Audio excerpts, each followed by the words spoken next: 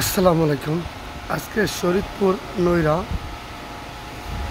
নৈরা পণ্ডিত শাহ বাজারে আমরা একটা শান পাথর বসাতে আসলাম। এই শান পাথরটা সুন্দরভাবে আমরা মোটর সহ সম্পূর্ণ সেট আপ করব। এখন আমরা মোটরের নাট একটু বাড়তি ছিল, সেটা তাকে বলা হয়েছিল, সেই কারণে তারপর আমরা এটি সুন্দরভাবে কেটে সুন্দরভাবে এই পাথরটিকে সুন্দরভাবে সেট করা হচ্ছে।